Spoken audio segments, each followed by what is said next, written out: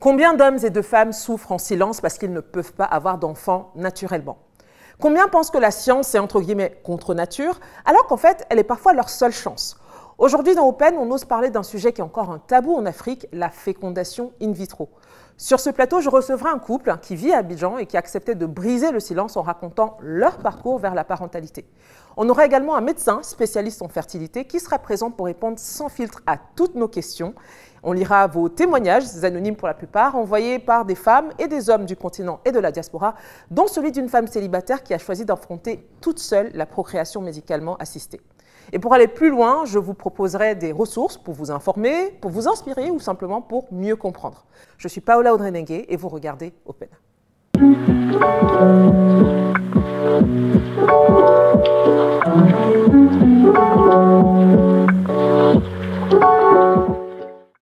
Nous sommes aujourd'hui sur ce plateau pour parler d'un sujet important, la fécondation in vitro, la procréation médicalement assistée en Afrique. Dieu seul sait qu'il y a beaucoup de choses à dire sur le sujet et on a beaucoup de chance aujourd'hui parce qu'on va avoir des invités vraiment qui vont pouvoir partager à la fois leur expérience sur le terrain et leur expertise. Mais avant de les présenter, je présente la chroniqueuse de cette très belle émission, c'est Madame Méliane, qui est tout aussi belle d'ailleurs, ça va? Merci Paola, toi aussi t'es belle, magnifique. Ça va bien? Ça va, et toi-même? Ça va très bien. Alors, je spoil un tout petit peu. Tu as une mise en perspective tout à l'heure avec des chiffres sur l'infertilité africaine. Je dois dire que moi, ça m'a beaucoup surprise que tu as trouvé. Moi, j'étais surprise. Voilà, donc très surprenant. Vous serez surpris, donc ouais. Ouais, ça promet. On va en parler tout à l'heure. Merci en tout cas. Et donc, je vais passer directement à la présentation de nos invités. Je crois que c'est la première fois qu'on reçoit un couple. D'habitude, on a ou le mari ou la femme. Aujourd'hui, on a les deux. Et on est vraiment très ravis. Alors, par galanterie, je vais commencer par madame. C'est Roxane. Bonjour Roxane. Bonjour Paola. Comment ça va? Ça va super bien. Merci beaucoup d'avoir accepté d'être parmi nous. Tu es entrepreneur dans la mode. C'est ça.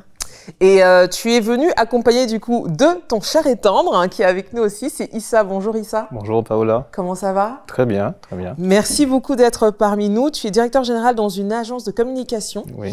En tout cas, merci vraiment d'avoir accepté tous les deux. Je trouve que c'est important qu'on vous entende sur ce sujet-là. Vous allez nous raconter justement ce qu'a été votre parcours avec la fécondation in vitro.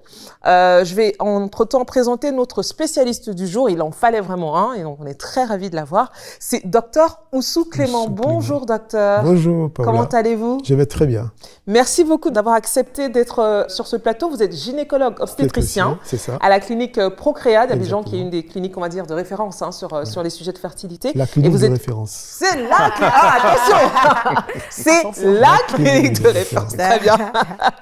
Et donc, vous êtes également spécialiste en fertilité et en chirurgie endoscopique. Exactement. Rapidement, qu'est-ce que c'est que la chirurgie endoscopique? C'est une chirurgie à ventre fermé. À ventre fermé. Fermé. On n'ouvre pas le ventre, on met des caméras et on opère la patiente. Ouh. Alors, je vous assure, on a pris on aura vraiment beaucoup de questions. On a vraiment un expert. En tout cas, merci encore. Je vais donc commencer par notre couple, un très beau couple que nous avons sur le plateau. Peut-être avant de rentrer dans le vif du sujet, j'ai presque envie de vous demander, parce que c'est pas évident d'en parler publiquement, en tout cas en Afrique subsaharienne, qu'est-ce qui vous motive d'en parler publiquement? Moi, je pars du constat de ce qu'on a vécu. On s'est senti tellement seul et on a eu la chance en fait de juste avoir un gynécologue qui nous a orientés rapidement. Et aussi on est, surtout dans ma famille, je suis issue d'une famille où mon grand-père était gynéco, donc. Mais autour de nous, on se rendait compte qu'on était complètement isolés, on était vraiment dans une bulle. Donc aujourd'hui, c'est vraiment sensibiliser. C'est vraiment, on a vraiment à cœur de sensibiliser sur ce sujet qui est très important. Tout à fait. Et je vais du coup commencer par la base. Aujourd'hui, vous avez une fille qui a 2 ans et 6 mois. 2 ans. Wow. J'adore le 6 mois, c'est important. Il faut préciser, c'est important. Alors, on va aller pas à pas avec vous. J'ai envie de dire, ça fait combien de temps que vous êtes mariés? J'aurais beaucoup de questions. Je te laisse répondre. Ça va faire 6 ans. 6 ans. Très bien. Quand vous commencez la réflexion sur le projet bébé, qu'est-ce que vous vous dites à ce moment-là? Est-ce que ça traverse même l'esprit de se dire qu'on aura éventuellement des difficultés ou la première réflexion, c'est on va le faire naturellement? Je pense qu'on s'est pas posé la question de savoir si on voulait un enfant, parce que 6 ans qu'on est mariés, mais ça fait 12 ans qu'on est ensemble. Ah, d'accord. Et 10 ans qu'on vit ensemble. D'accord. Donc on s'est pas posé vraiment la question de savoir est-ce qu'on voulait un enfant. C'est arrivé. C'est arrivé, voilà. C'était pas un projet. Enfin, la première fois, c'est arrivé. D'accord. Voilà. Et malheureusement, ça s'est soldé par une grossesse extra-utérine. Voilà. La toute première fois que je suis tombée enceinte, ça s'est soldé par une grossesse extra-utérine. Ce qui était assez frustrant dans mon cas, c'est que les causes, le docteur pourra bien nous dire, mais les causes de grossesse extra-utérine sont souvent liées à des maladies, à des IST ou des MST. Dans mon cas, c'était pas le cas. Donc c'était très frustrant. Et ça, en fait, j'ai fait des épisodes de grossesse extra-utérine comme ça. D'accord. Voilà, Wow. j'ai fait que ça en fait. D'accord. Je peux te demander combien? J'en ai fait 3. 3. Sur quelle période? Sur 5 ans. Voilà. Oh. Sur 5 ans, j'en ai fait 3. Et donc un matin, enfin, j'ai courte, hein, mais un matin, je me suis juste réveillée sur un lit d'hôpital et j'avais plus de trompe en fait. Donc là, je suis une femme, je suis infertile. Je n'ai pas de trompe. Voilà. D'accord, d'accord, très très bien. Alors déjà, rien que ça, il y aurait beaucoup à dire. Est-ce que justement la réflexion sur la fécondation in vitro arrive à ce moment-là comme un conseil médical qu'on vous donne, ou d'abord vous avez pris le temps déjà, j'imagine, peut-être d'en parler entre vous, Issa? Je pense que on a eu la chance d'être bien accompagné par le gynécologue de Roxane, et je pense que naturellement il nous a tout de suite ouvert vers les solutions. Donc à la fois on devait accepter une nouvelle réalité, mais en même temps on avait une palette de solutions. Donc on était en même temps optimiste. Je pense que la réaction fondamentale qu'on a eue était très optimiste. Et maintenant, qu'est-ce qu'on fait? What's next? On a eu cette approche-là. Mais j'ai envie déjà de demander comment vous avez fait pour être aussi optimiste après 3 grossesses. En fait, là, c'est vraiment. Il faut dire en fait que ce qui s'est passé, c'est que il y a eu tellement d'épisodes négatifs en fait par rapport à tout ce parcours de 5 ans de grossesse extra-utérine. Entre-temps, j'ai perdu... parce que la dernière grossesse extra-utérine que j'ai faite, on partait en lune de miel. On partait en lune de miel et en fait, pendant la lune de miel, j'avais des saignements. Et comme je connaissais ces épisodes précédents, je lui ai dit « J'espère que je ne suis pas enceinte et que je suis en train de faire une grossesse extra-utérine. » C'est-à-dire qu'au moment où tu fais la grossesse extra-utérine, tu n'es même pas consciente d'être enceinte? Je me demande parce que j'ai des saignements. Donc je me dis, est-ce que le décalage horaire fait que parce que j'avais pas vraiment de régularité dans mon cycle. Donc je me dis, est-ce que c'est pas un décalage horaire? On était allé à Bali, c'était tellement loin, donc ça arrive d'avoir un décalage. Donc je me suis dit, peut-être que c'est un décalage. J'avais pas de douleur, alors que habituellement, les 2 grossesses extra-utérines que j'avais faites, c'était accompagné de grosses douleurs. Là, j'avais pas de douleur, donc je sentais pas et je me sentais pas fatiguée. J'avais pas les mêmes symptômes plus ou moins.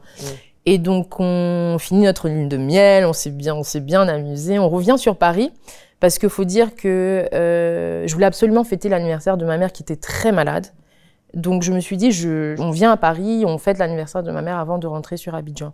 Et c'est en arrivant à Paris que je lui ai dit, bon, écoute, je vais quand même faire un test de grossesse. On ne sait jamais parce que, voilà. Et je fais le test de grossesse et là, c'est positif. Donc là, je me dis tout de suite, OK, il y a une chance sur 2 que je sois en train encore de faire une grossesse extra-utérine. Et à ce moment-là, je me dis, j'espère que c'est une fausse couche. Voilà, en fait, voilà ma réalité à ce moment-là. C'est que je me dis, OK, c'est une fausse couche parce qu'entre-temps aussi, j'ai fait des grossesses extra-utérines, mais j'ai fait des fausses couches. Wow. Donc je me dis, j'espère que c'est une fausse couche parce que la fausse couche, au moins, j'aurai pas d'opération. Parce que grossesse extra-utérine, à chaque fois, il faut enlever la grossesse qui est mal située. Donc je me dis, j'espère que c'est pas une grossesse extra-utérine. Et je lui dis, bon, on va aller quand même à l'hôpital et tout. Et c'était le jour de l'anniversaire de ma mère. Donc on est allé à l'hôpital et là, le médecin m'a dit de la façon la plus froide qui pouvait exister, c'est une grossesse extra-utérine que vous êtes en train de faire. Je vous déconseille de partir de l'hôpital, il faut qu'on vous opère immédiatement. Donc là, j'appelle mon gynéco, qui est limite, c'était comme un membre, c'est comme un membre de ma famille. Donc je l'appelle, je lui dis, écoutez, voilà ce qui est en train de se passer. Moi, je veux fêter l'anniversaire de ma mère. C'est peut-être le dernier anniversaire de ma mère que je vais fêter. Et je veux fêter l'anniversaire de ma mère. Et il me dit, bah, écoute, là, franchement, tu vas prendre l'avion et tout. Il y a une chance sur 2 que tu fasses une hémorragie interne, en fait. Si t'ont dit de rester et que l'hôpital t'a fait signer une décharge pour que tu partes, Et ça veut dire que, c'est grave. Très élevé. Ouais. Donc, sache que si tu arrives, si tu réussis à tenir jusque-là, dès que tu arrives à Abidjan, de l'aéroport, tu viens à la clinique et on t'opère immédiatement, en fait. Et donc, je suis restée, j'ai fait l'anniversaire de ma mère et c'est exactement ce qui s'est passé. Dès qu'on arrive, on allait à la clinique. Tu as tenu le vol? Ouais. Oui. Et je suis heureuse parce que c'était effectivement le dernier anniversaire de ma mère. Donc, je suis très contente de l'avoir fait. Et donc, je suis arrivée, on m'a fait opérer. Il m'a opéré. Il était là. Il m'a attendu, il m'a opéré. Dès que je suis arrivée, dès qu'on est arrivé, on est parti à la clinique. Il m'a opéré. Et puis, le lendemain matin, on a enlevé la trompe. Hein. C'était ma dernière trompe, on l'a enlevée. Et le lendemain matin, c'est ça qui m'a annoncé que j'avais plus de trompe. Voilà. Ouais, c'est dur. Très bien. Très dur. Issa, alors, j'ai presque envie de te demander, alors elle vit ça. Ouais. Toi, à quoi tu penses? Mais je suis très préoccupé. Comment est-ce que se sent? Est-ce que ça va? Parce qu'en plus, on était supposé revenir d'un épisode heureux, oui, la lune de miel, qui s'est malheureusement écourté en termes de bonheur. C'est un peu écourté par rapport à tout ce qu'on a dû traverser. Et j'ai le devoir de la soutenir, d'essayer de remonter son moral. Donc, il y a tout ça qui se passe dans ma tête. Et comme je dis, on essaie de penser à le next step. Comment est-ce que justement on pourrait, pour justement ne pas trop s'attarder sur cette situation, mais penser à comment est-ce qu'on va rebondir par rapport à ça. Entre cet épisode dont Roxane vient de parler et le moment où vous entamez le parcours, il s'est écoulé combien de temps pour la FIV? 1 an et demi. Ouais, 2 ans. 1 an et demi. Il vous avait attendu 1 an et demi, d'accord, très bien. Du coup, comment se passe la première discussion tous les deux là-dessus? Alors, avant d'arriver à la première discussion, il faut savoir que quand même on a eu 1 an et demi. C'est vrai que c'est le what next, oui, ok, mais le 1 an et demi ou redéfinition de la sexualité, redéfinition de mon rôle de femme, redéfinition. Ça a été un bouleversement. Ça a été très dur même dans nos rapports. Parce que bon, on se dit qu'on est mariés, le but c'est d'avoir des enfants. Donc redéfinition même de la sexualité, totalement. Et donc à un moment donné, entre-temps j'ai perdu ma mère. Donc à un moment donné, je me suis dit, ok, soit je sombre, soit on passe au what next. Et dans le what next, justement, on a commencé à rechercher des cliniques sur place. Sur Abidjan. Et à ce moment-là, est-ce que tout ce qui se passe dans ta tête, est-ce que tu en parles à ton conjoint? Bien sûr. Ça, par contre, c'est vraiment un de nos forces, c'est qu'on ait une relation vraiment où on parle beaucoup. Ok. On parle beaucoup. Prenez exemple. Très bien. Alors, du coup, comment vous amorcez cette conversation sur la fécondation in vitro? D'ailleurs, qui met le sujet sur le tapis entre vous deux? Alors, d'abord, mon grand-père nous en avait parlé de son vivant. Il nous avait dit, si vous avez des difficultés, parce que il faisait des procréations. C'était un des précurseurs, même, je pense que. J'en ai parlé avec le docteur tout à l'heure. D'accord. C'est un des précurseurs de la PMA. Donc, il m'en avait parlé. Donc, j'étais très aware par rapport au sujet de la PMA. Mais le pas, c'est notre gynéco aussi qui nous a dit, voilà la solution, voilà telle clinique où il faut que vous allez et tout. Donc, c'est ce qu'on a fait dans notre quête. Du coup, quand on vous propose ça, Issa, ça vous semble une bonne idée? Vous êtes toujours dans cette démarche tous les deux très optimistes? Sans hésitation, je pense qu'on c'était vraiment, il faut qu'on le fasse, il faut qu'on l'essaye. Faut qu'on essaye. Voilà, c'était plus ça. D'accord, il faut qu'on essaye, très bien. Du coup, premier rendez-vous. Oui. Alors, le docteur a aussi hâte d'entendre. Quête, on va dire beaucoup quête. Quête parce que je m'étais déjà renseignée sur des sites internet, de comment ça se passe, est-ce que mais plus ailleurs. Voilà. Donc, je me dis, OK, je vais quand même aller sur les cliniques sur place. Et puis là, gros choc. Premier choc, c'est l'aspect financier. C'est-à-dire très élevé. Très élevé. On peut parler en fourchette, on était autour de combien? En fonction des cliniques, on était en 3,5 millions et 7,5 millions pour une tentative. Pour une tentative. Tentative. Oui. Oh, wow. Voilà. Okay. Donc, à l'époque, on s'est dit, OK, d'accord. Enfin, on était assez... Et en plus, on s'est demandé est-ce que les assurances prenaient en charge et absolument pas du tout. Rien du tout. Donc, on s'est dit, OK, on a fait notre plan financier. On s'est dit, bon, qu'est-ce qu'on fait? Est-ce qu'il y a d'autres solutions? Et là, on s'est dit, bon, on va peut-être partir à l'étranger. Ça va être plus simple pour nous. D'accord. Voilà. Très bien. Et quand vous partez justement sur cette idée-là, est-ce que vous savez, entre guillemets, pour combien de temps vous en avez? Honnêtement, non, pas du tout. On pensait que ça allait faire maximum 1 mois maximum. Issa était très confiant. Ah ouais. Très optimiste. Très optimiste. Toujours. Et finalement, ça a pris combien de temps? Finalement, on a passé près de 9 mois. 9 mois. 9 mois. Ça se passe comment, le travail, etc., pendant 9 mois? Je pense qu'on a eu la chance d'avoir des employeurs qui étaient très compréhensifs. Donc, et en plus, c'est le début de télétravail avec le Covid, etc. D'accord. Ok, donc on est autour des années de 2020, 2022, 2021, 2022. Ok. Donc c'était vraiment, c'était un peu accommodant. Ils ont compris que vous aviez aussi besoin d'un peu de flexibilité en termes de temps. Oui. D'accord. Et moi, je venais de commencer un nouveau, j'avais un nouveau challenge chez un employeur, donc du coup, dès le début, je l'ai annoncé, je dis, je serai amenée à partir pour des raisons de santé, voilà ce que je vais faire, est-ce que vous voulez me prendre, est-ce que vous voulez pas me prendre, mais moi, c'est ce que je vais faire. Et qu'est-ce qu'ils ont dit? Ils m'ont dit OK. Oh, voilà. Oh bah c'est bien. Ils m'ont dit OK. Franchement. Oui, c'est bien, les employeurs qui sont compréhensifs. Ils m'ont dit OK. C'est plutôt bien. Pour rajouter à ça, je veux dire que le cas de M. Baba, je suis désolé, mais c'est le cas idéal. Franchement. Quand vous dites idéal, c'est idéal, c'est d'abord la communication, qui est très importante dans le couple, savoir ce qu'on est, le médecin qui a bien orienté et la prise en charge a été rapide. C'est ça qu'on souhaite en fait quand il y a quelque chose qui ne va pas dans le couple. Voilà. C'est pour ça que c'est le cas idéal pour la prise en charge rapide du couple. La preuve, c'est qu'ils ont eu rapidement un enfant. C'est un couple jeune, la décision a été prise rapidement, parce que ça a été orienté par un médecin qui a réagi rapidement. Donc, ça a aidé le couple. Et eux aussi, ils ont accepté. Ils ont accepté, voilà. Parce qu'ils en ont parlé avant. Voilà. Et ils attendaient une opportunité. Et le médecin leur a offert l'opportunité. Et c'est pour ça que je parle de cas idéal. Très bien. On reviendra, docteur, sur... c'est vrai que là, on a commencé par leur histoire. Beaucoup de gens doivent se dire, mais en fait, dans le fond, même, qu'est-ce que c'est, à quoi ça ressemble? Et je garde ça justement pour après, parce qu'on aura suffisamment de questions un peu plus techniques sur le sujet pour comprendre de manière concrète à quoi ça ressemble et comment ça fonctionne. Exactement. Mais avant ça, j'ai envie qu'on passe au témoignage, parce que c'est un sujet qui à la fois est très sensible, très intime même quand il implique 2 personnes, mais quelque part aussi très tabou. Oui. On n'en parle pas. Alors que l'Afrique est très concernée par les questions d'infertilité, mais j'en dis pas plus. On a les chiffres tout à l'heure. Voilà, Méliane vous en parlera. On est très concernés en fait, mais il faut qu'on en parle. Et donc, je pense qu'on va aborder le sujet d'une autre manière avec les témoignages. C'est parti.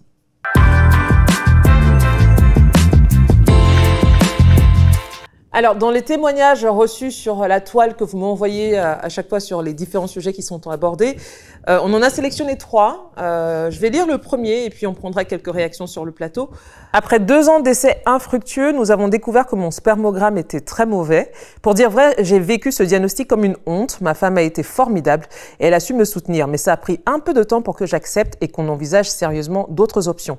Nous avons commencé une fécondation in vitro ici à Cotonou. Le premier essai n'a pas fonctionné. Le deuxième nous a donné une grossesse biochimique qui a duré quelques jours avant de s'arrêter. Nous réfléchissons déjà à l'option de l'adoption, mais ce n'est clairement pas ce que je voudrais. Qui souhaiterait réagir? Issa, éventuellement? Oui, je trouve que c'est assez touchant parce que on en parlait tout à l'heure avec le docteur Ossou. Souvent les hommes, c'est très difficile pour eux d'accepter que la fertilité vient d'eux. Et donc ça peut retarder toute la démarche. Et là, je vois qu'ils ont emprunté le pas et ils sont passés à l'étape de la fille. Donc c'est très encourageant de voir ça. Tout à fait. Docteur? Oui. Là, je interviens par rapport à la situation de la femme. C'est vrai que c'est l'homme qui parle de son problème de spermogramme. Mais là, je me dis, parler d'adoption, c'est quoi la situation de la femme? Voilà, c'est ça le... Qu'est-ce que vous voulez dire? Qu'il faudrait peut-être qu'elle aussi, qu'on aille regarder? Avoir la situation de la femme pour parler d'adoption. Est-ce que adopter, c'est parce que la femme ne peut pas ou c'est parce que lui, c'est pas bon? Parce que même quand c'est pas bon chez l'homme, il y a toujours moyen il y a une technique qui est adaptée à la situation de l'homme. Surtout que c'est pas qu'il y en a pas, c'est pas bon. Mais c'est pas bon, il y a quand même un certain nombre qui est bon. Donc on peut l'utiliser. Mais c'est le terme adoption là qui me gêne un peu. D'accord. Est-ce que c'est pas du découragement? Un peu trop rapide. Bon, c'est vrai que on n'a pas eu plus d'informations. Par contre, je voulais en profiter pour demander au médecin juste de nous préciser la grossesse biochimique. Oui. Qu'est-ce que c'est de manière un peu simple? La grossesse biochimique, c'est une grossesse. On fait le test de grossesse. Il est positif, mais le taux n'est pas assez élevé. Le taux de? Le taux de bêta-ACG. pour dépister la grossesse, on fait une dosage dans le sang et les hormones de la grossesse ne sont pas assez élevées. D'accord. Donc, en fait, c'est induit par les médicaments qu'on a donnés. C'est pour ça qu'on parle de grossesse biochimique. Voilà, exactement. D'accord, très bien. On va passer au témoignage numéro 2. À 38 ans, après des années d'échecs sentimentaux, j'ai pris la décision de tenter une FIV en solo, ici à Montréal, en utilisant un don de sperme. C'était un choix très mûrement réfléchi. Le processus a été émotionnellement intense, stimulation ovarienne, ponction, attente interminable des résultats. Mais dès le premier transfert, j'ai eu la chance incroyable que ça fonctionne. Aujourd'hui, je suis enceinte de 5 mois. Mon plus grand soulagement est d'avoir écouté mon instinct et de ne pas avoir attendu plus longtemps. Être mère célibataire par choix n'est pas un tabou pour moi. Ce qui compte, c'est d'avoir osé. Alors, j'ai envie de me tourner vers Roxane. Elle parle à un moment donné d'une attente interminable des résultats. Alors toi, on imagine avec tout ce que tu as vécu, justement, quand tu rentres dans cette FIV, l'attente, elle est comment? Est-ce que tu es plutôt plus réservée maintenant en te disant, bon, je vais essayer de pas trop y croire vu les échecs précédents, ou là, tu te dis, c'est la dernière chance, on met tout ce qu'on peut? Je pense pas trop aux résultats. Je me dis que dans tous les cas, même si c'est un échec, je vais recommencer. Ah oui, non, tu étais vraiment motivée. Je voulais mon enfant.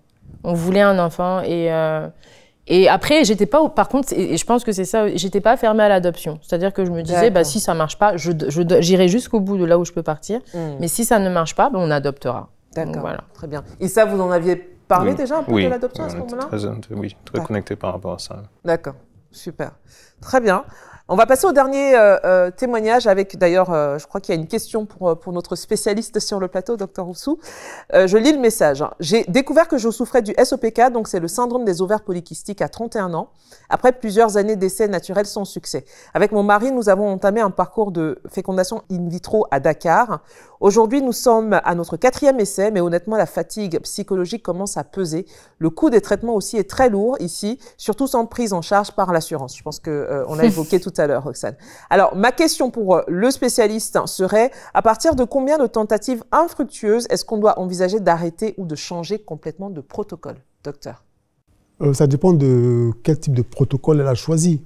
Elle est partie avec une FIV, mais en général, si elle a 31 ans, si les trompes sont perméables, en général, on commence par des séries d'insémination artificielle. Insémination artificielle. Oui. Est-ce que vous pourriez nous dire en gros à quoi ça ressemble? En fait, l'insémination artificielle, on essaie de maximiser le cycle et puis on prend le sperme du monsieur et on injecte dans la cavité pour que ça puisse féconder. Mais on va monitorer l'ovulation en faisant des injections pour que l'ovocyte soit mature. Donc c'est quoi? C'est en gros essayer de vraiment booster la fertilité de la madame et ensuite injecter le sperme de monsieur. De monsieur. Voilà. Les trompes sont perméables. Elle a un syndrome des ovaires polykystiques qui est signe de mauvaise qualité d'ovulation.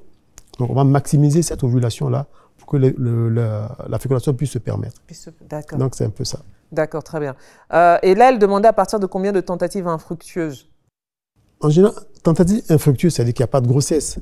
Mais il y a d'autres alternatives. Il faut qu'elle épuise. Peut-être psychologiquement, elle va être fatiguée.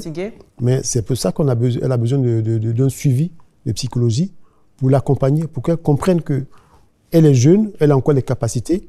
Peut-être financièrement, elle va être éprouvée. Je pense que le côté financier est très important. Oui, très important. Et c'est ça qui fatigue le plus. Oui, forcément. Donc, si financièrement, elle peut continuer tant qu'elle veut. D'accord. Justement, merci encore une fois à toutes les personnes qui ont envoyé leur témoignage.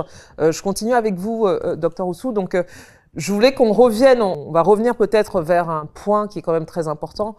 La fécondation in vitro, est-ce que c'est une seule pratique? Je ne sais pas si ma question est claire. Oui. C'est-à-dire que, est-ce que quand on dit je fais une FIV, il y a une seule pratique ou alors on parle de fécondation in vitro de manière générale et puis il y a différentes manières de tomber enceinte finalement? En fait, on parle d'assistance médicale à la procréation. D'accord. C'est ça la PMA aussi? La PMA, oui. D'accord, très bien. Qui englobe plusieurs techniques.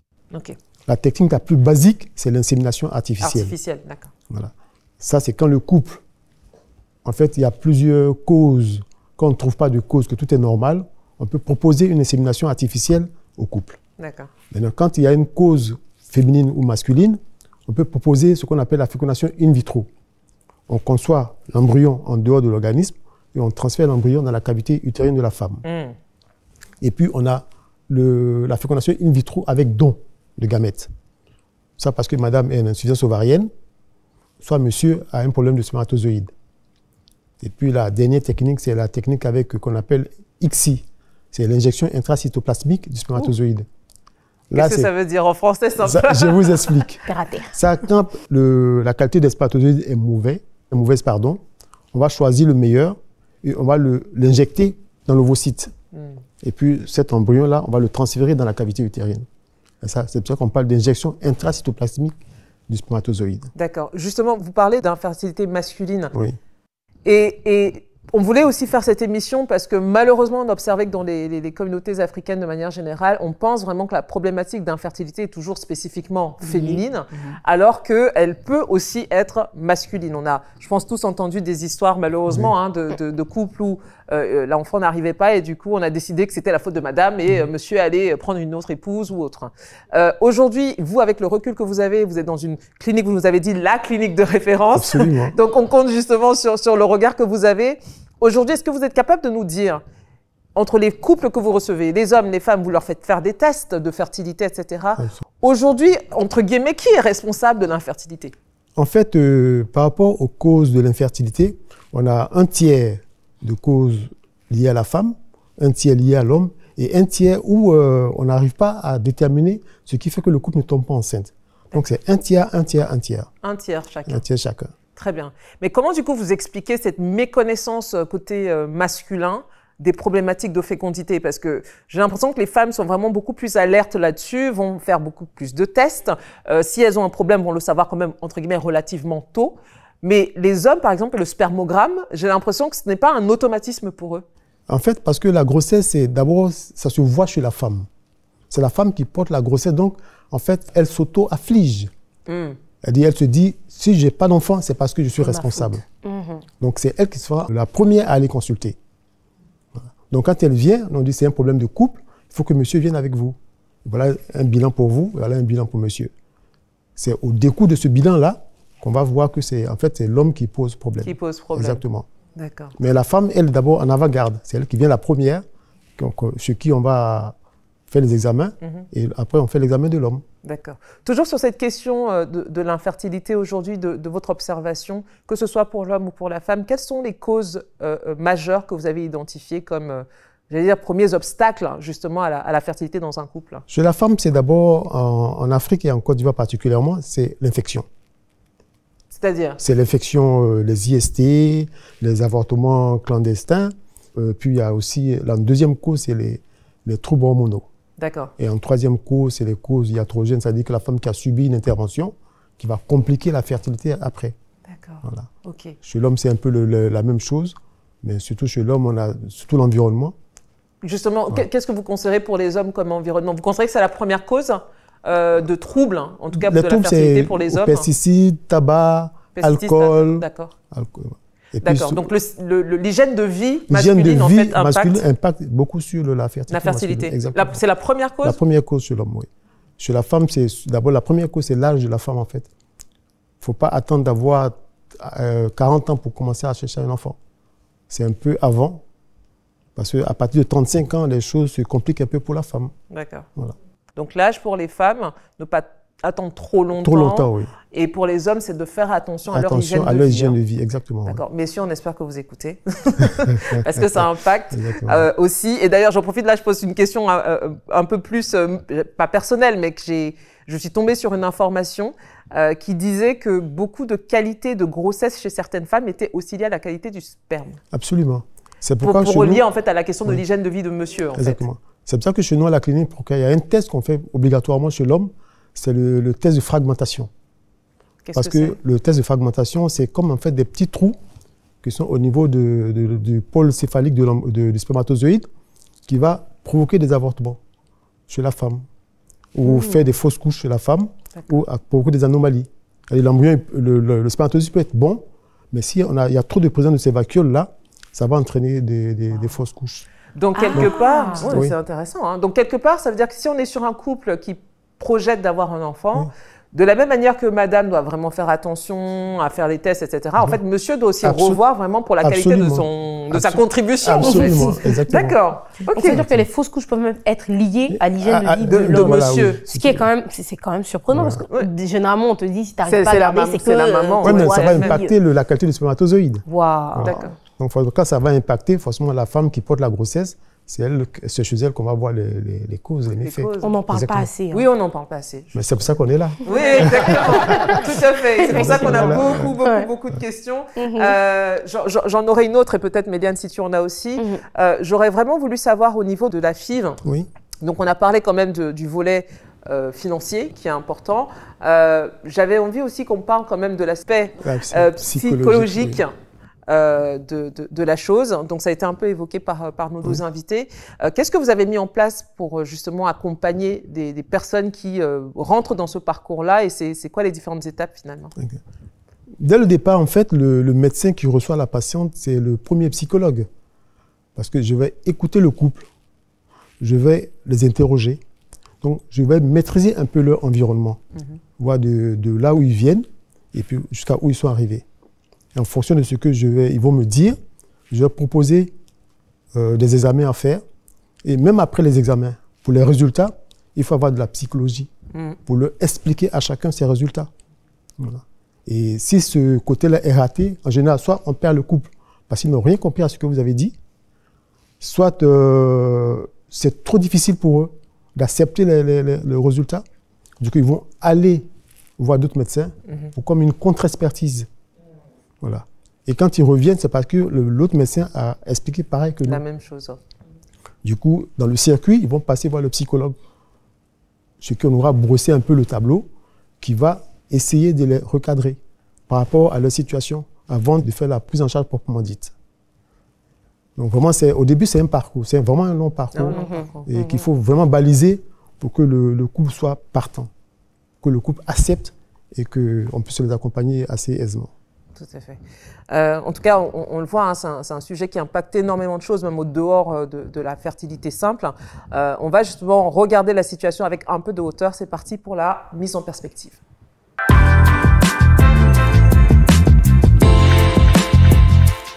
Alors, on va parler de cette question de la fertilité cette fois-ci en allant prendre un peu le son de la rue. Hein. Méliane, tu allais un peu poser la question. Je me suis amusée à sillonner un petit peu les rues de la capitale ivoirienne. Oui. C'était assez drôle. On va regarder et puis on revient en plateau. C'est parti. Je ne peux pas accepter d'avoir un enfant qui a in vitro parce que ça agit sur l'enfant. Ça agit surtout sur l'enfant. Et puis, ça ne fait pas partie même de ton corps. Ce n'est pas pour toi-même, en fait. C'est un enfant, je ne sais pas si c'est produit d'une manière médicale, en fait. Donc, je ne peux pas accepter.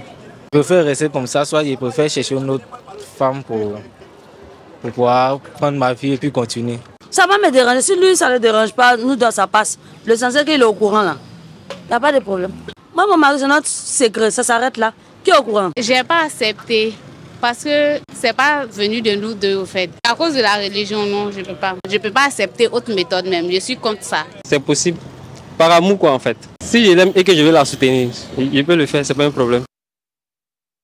Wow. Et ben voilà. C'est un petit résumé, je pense, un peu des a priori qu'il y a sur la fécondation in vitro. Et de la désinformation qu'il y a autour du sujet. C'est quand même assez... Parce qu'on entend un homme qui dit « ça vient pas de nous ».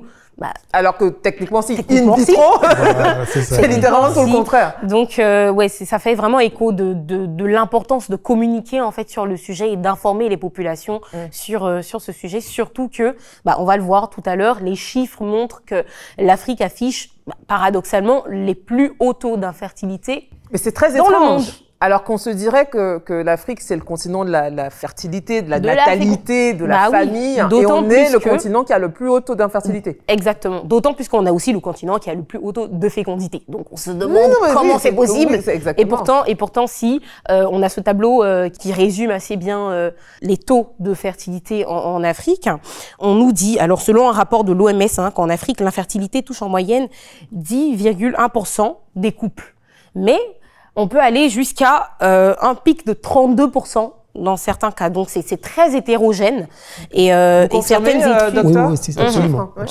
Alors, donc, certaines études considèrent même que 15 à 30% des couples en Afrique sont touchés par l'infertilité, tandis qu'en Europe, on a 5 à 10% des couples.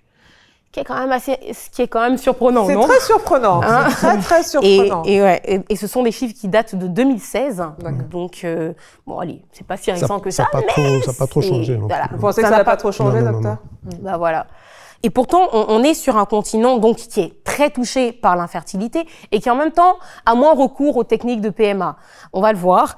Le continent le plus touché donc par l'infertilité est réticent aux solutions proposées la différence est quand même énorme. Par la science, exactement. Donc, en Europe, pour 410 190 cycles initiés, on a 25 770. C'est-à-dire, pour que ce soit plus clair, peut-être pour ceux qui nous regardent, en gros, pour 410 000 tentatives de fécondation in vitro en Europe, qui, encore une fois, a moins, en principe, de problèmes de fertilité que nous, il n'y en a que 25 000 sur le continent. Alors, je pense que la première question, ça doit être d'abord une question financière, non ?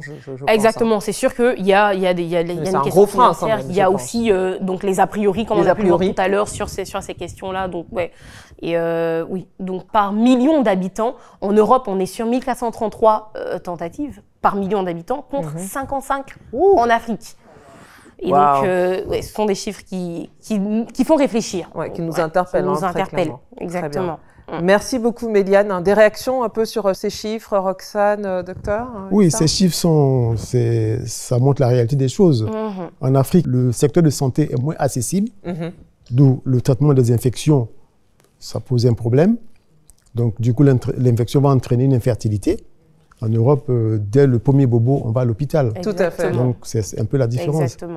Donc, en fait, c'est quoi ? C'est le temps de détection, finalement. Exactement, le temps de détection de l'infection et de traiter aussi l'infection. On peut détecter l'infection, mais le patient n'a pas les moyens de se traiter. Du coup, ça va traîner et après, ça aura des conséquences sur sa fertilité. Mais j'ai vu aussi qu'on parlait d'infertilité primaire et ensuite d'infertilité secondaire. Est-ce que vous pourriez nous... L'infertilité primaire, c'est la femme qui n'a jamais contracté de grossesse. D'accord. Voilà. Et puis l'infertilité secondaire, elle a déjà eu une grossesse et puis après, elle ne peut plus en avoir. Et généralement, c'est lié à quoi ? Il y a plusieurs facteurs. Comme je dis, ça peut être un facteur infectieux. En général, celle qui n'a jamais eu d'enfant, il faut voir si ce n'est pas un facteur génétique. Il faut rechercher. Voilà. Et comme c'est un problème, en général, on fait le bilan du couple pour déterminer un peu les causes de l'infertilité. Voilà. Merci beaucoup, docteur. Merci encore, Méliane. Je t'en prie. Alors, je reviens rapidement sur ce qu'on a entendu dans le Vox Pop, parce qu'il y avait beaucoup de choses, mais qui sont, encore une fois, je pense, un reflet aussi de ce qui se passe sur ces questions-là dans nos pays. Il y a une jeune fille qui a évoqué la question religieuse. Donc, le côté, finalement, l'enfant est une manifestation d'une bénédiction divine. Donc, en gros, si on a des problèmes pour avoir des enfants, c'est que quelque part, peut-être... Dieu ne veut pas. Dieu ne veut pas, ou on n'a pas bien prié, etc., etc. Et là, je me tourne vers Roxane. Est-ce que c'est quelque chose que tu as eu comme retour aussi dans ton parcours ? C'est totalement des injonctions que j'ai entendues. Mais bien sûr, c'est peut-être que tu vas pas assez à l'église, peut-être que tu devrais peut-être voir comme différentes... culture ou bien de religion, tu devrais peut-être aller voir un pasteur, alors que bon, je suis d'une autre confession. Donc, est-ce qu'on t'a recommandé, par exemple, un tradit praticien ? Oui, ça aussi. Je me rappelle, j'avais des collègues très sympathiques qui m'avaient donné des feuilles. Voilà. Des feuilles. Voilà. Tu les as utilisées ? Honnêtement, oui, parce que dans l'absolu, ça faisait du bien. D'accord. Mais je savais exactement ce que c'était. D'accord. Je savais ce que c'était comme type de feuille. D'accord. Donc voilà, mais pas plus que ça. Après, j'ai jamais consulté ou quoi que ce soit. Et ça part toujours d'une bonne intention. Mais ça part toujours d'une très bonne intention. En fait, on a des feuilles africaines qui vont stimuler les ovaires. Très bien. Est-ce que vous pourriez en citer quelques-unes ? Je ne suis pas... Vous n'êtes pas le plus habilité là-dessus. Mais en tout cas, au moins, il y en a que ça existe. Il y a des feuilles qui peuvent stimuler l'ovulation. D'accord. Mais il faut d'abord voir si les trompes sont perméables. Il faut d'abord aussi voir si l'homme a une bonne qualité de spermatozoïdes. Donc, c'est tout ça qu'il faut voir avant de commencer la stimulation. D'accord. Parce que vous pouvez stimuler, et puis les trompes sont bouchées. Et elle ne pourra jamais tomber enceinte. Voilà, donc donc on peut quand même, je veux dire, il n'y a pas à exclure totalement, mais il faut se renseigner pour savoir quels sont les effets de ces plantes-là. Et quel est le problème qu'on a réellement. Savoir le problème qu'on a réellement avant d'entreprendre un traitement. D'accord. Justement, j'allais revenir un peu en insistant là-dessus. Est-ce que vous avez reçu chez vous des patientes qui étaient d'abord allées voir des tradis praticiens avec peut-être des complications? Pas des complications, enfin, je peux dire des complications. Parce qu'au bilan initial, quand on fait l'échographie, on voit qu'aux 2-3 jours après les règles, les ovaires sont comme s'ils étaient en milieu de cycle. D'accord. Les ovaires sont stimulés. Donc on dit, ah madame, est-ce que vous n'avez pas pris tel médicament? Elle dit, non, je n'ai pas pris de médicament. Et puis quand on pousse plus dans la réflexion, elle dit, effectivement, j'ai pris des médicaments, j'ai fait tel lavement, j'ai fait telle tisane. Elle dit, ah bon, attendez que l'effet passe, et puis revenez pour faire l'examen. D'accord. Parce qu'à la période du cycle... Mais je veux dire, au moins, ce ne sont pas des complications graves Non, pas du tout. Non, pas du tout. En général, c'est assez basique, donc on sait ce qu'il faut faire pour que tout revienne à la normale. Très bien. Issa, de la même manière que je demandais à Roxane ce qu'elle a pu entendre, les conseils appuyés qu'on a pu lui donner, etc. Toi, dans ta posture d'homme, je voulais en 2 temps déjà, savoir comment réagissent les hommes autour de toi sur tout ce que vous avez pu traverser et le choix d'aller faire une fécondation in vitro. Et deuxièmement, est-ce que autour de toi, tu as eu d'autres hommes qui ont traversé aussi des problèmes de fertilité, que ce soit liés à madame ou même à eux-mêmes directement? Déjà, je pense que depuis qu'on a fait la FIV, on a eu d'autres occasions aussi de témoigner. Et je pense qu'il y a eu un feedback très positif. J'ai eu des gens que je connaissais qui m'ont dit « Ah, je t'avais vu, je savais pas que tu avais fait ça. » Et moi aussi, en fait, ils expliquent qu'eux aussi, ils traversent ça et que ça a un peu débloqué des choses à leur niveau. Donc, il y a cet effet très positif. Donc, vraiment en parler, la parole vraiment a son effet positif. Aussi, j'ai rencontré bizarrement quelqu'un qui était un enfant issu d'une FIV. Et c'était très drôle. On a longuement parlé. Et, donc, c'était des sujets comme ça. Je pense que de manière générale, j'étais avec des amis qui étaient plus intrigués. D'accord. Ils posaient des questions. C'était plus par curiosité ou c'était un peu ça. Et au niveau de la famille, il n'y a pas eu de réticence par rapport à ça? Je pense qu'on a essayé de rester discret, justement parce qu'on savait qu'on allait avoir trop de commentaires. Et après, on s'est plus ouvert avec nos amis, je pense. D'accord. Et nous, à ce propos, on a mis un groupe de soutien. À laquelle on a mis un groupe de soutien pour échanger. Parce qu'on sait que la communication de personne à personne va plus rapidement que quand c'est les émissions de télé et tout ça. Mais on a fait un groupe de soutien où les gens communiquent entre eux, ils partagent leurs expériences. Et du coup, on voit l'effet que ça fait. D'accord. Donc, c'est quoi? Des couples qui se parlent et qui parlent à leurs voisins et tout ça. D'accord. Donc, ça a un effet très bénéfique, d'abord psychologiquement, avoir un enfant, comme on l'a vu sur l'émission, avoir un enfant in vitro, c'est pas un enfant qui va être malade. Le principe... Pardon, celui qui a dit, mais ça agit sur l'enfant. Voilà. Le principe même de la fécondation in vitro, c'est d'avoir un enfant qui est sain. Oui, en très bonne santé. En fait, c'est tout le contraire. Le principe de base, en fait, c'est ça. Voilà, complètement. Et puis, tous les enfants qui sont nés par in vitro, dont on dit, il n'y a pas eu un qu'on a dit, ah, j'ai fait mon enfant, voilà ce qu'il a, voilà ce qu'il a. Non. Ah bah non, mais vraiment, c'est important en tout cas. Justement, sur ces appréhensions qu'on a sur les enfants in vitro, là, je m'adresse au couple, à vous deux.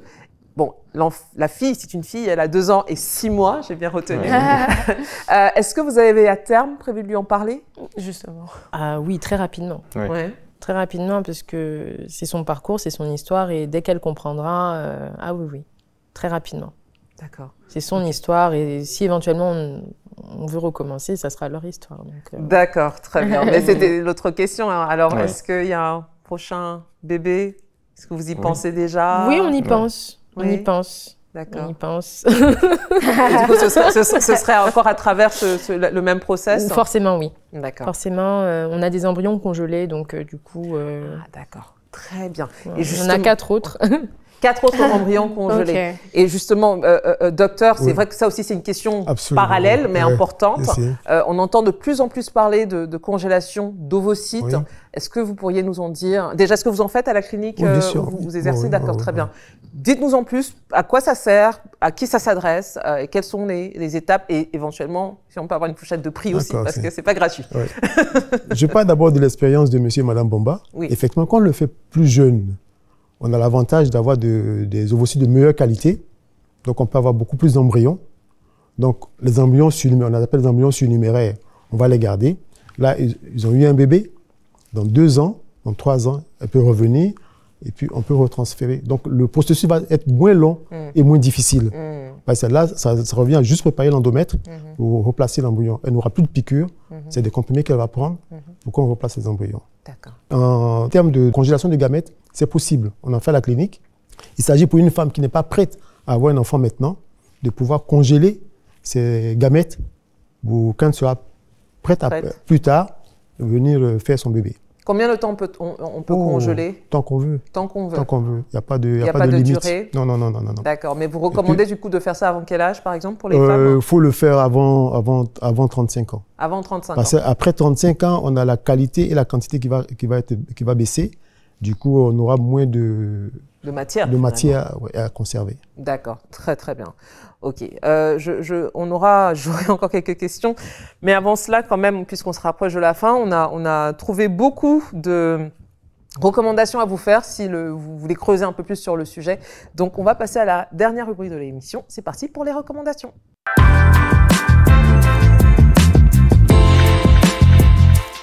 On commence nos recommandations cette semaine par un ouvrage, c'est Procréation médicale et mondialisation, expériences africaines. C'est un livre de Doris Bonnet et Véronique Duchesne. Donc là, il s'agissait d'avoir un retour sur comment justement la PMA est vécue en Afrique. On en a parlé, vous avez vu les chiffres avec nous, c'était quand même un peu effarant. Donc ce livre-là vous permettra un tout petit peu d'avoir un retour. Et ce qui est intéressant, c'est que justement, ils ont pris aussi en compte la dimension culturelle, parce que ça joue beaucoup. Il y a la partie médicale et la partie financière, mais vraiment la dimension culturelle et sociale dans le regard que les Africains ont sur la PMA est quand même très importante. Donc, n'hésitez pas à jeter un coup d'œil à cet ouvrage qui est disponible aux éditions L'Harmattan. Le deuxième, alors c'est un peu plus simple, parce que je le sais, vous avez écouté le docteur tout à l'heure, peut-être vous avez entendu des termes où vous vous êtes dit « Ah, c'est très technique », mais justement, la PMA pour les nuls, le titre dit tout. Là, ça vous permet de comprendre un peu tout ce qui concerne la procréation médicalement assistée, la fécondation in vitro, l'insémination artificielle, vraiment tous ces termes-là qui peuvent peut-être vous intimider, mais justement avec ce livre-là, avec quelques illustrations, vous allez comprendre. Ce n'est pas si compliqué que ça, malgré les termes un peu intimidants. Donc, vous pouvez le trouver assez facilement sur Amazon ou même dans certaines librairies. Il est assez récent.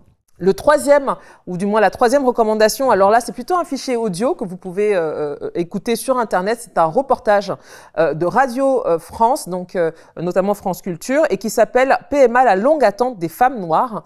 Alors, on a voulu recommander ça parce qu'on sait qu'on a bien sûr beaucoup de personnes qui sont à l'étranger, notamment en Occident et en France.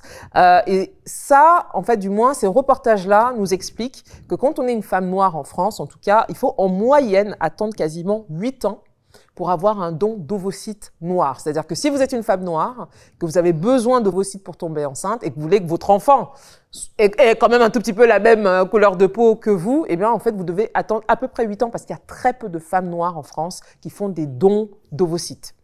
Vous voyez, donc c'est des problématiques auxquelles on ne pense pas. Donc ce reportage-là est très intéressant. Ils interrogent deux femmes justement qui sont concernées, dont une qui a finalement décidé d'aller à l'étranger. Parce que justement, il n'y avait pas suffisamment de dons d'ovocytes de femmes noires en France. Donc peut-être qu'en l'écoutant, ça peut peut-être vous inspirer certaines. Si vous voulez aider d'autres femmes qui rêvent d'être mères et qui justement attendent d'avoir un don d'ovocytes. Donc je vous recommande vraiment d'écouter ce reportage. Il est très très intéressant et très touchant aussi. Le quatrième, ou du moins la quatrième recommandation, alors, les deux dernières, d'ailleurs, seront sur YouTube. Alors, comme on sait, on a un public international, notamment quelques personnes qui sont très à l'aise avec l'anglais. Donc, je recommande cette vidéo qui est à retrouver sur la chaîne YouTube Reality Check with Ada Eze.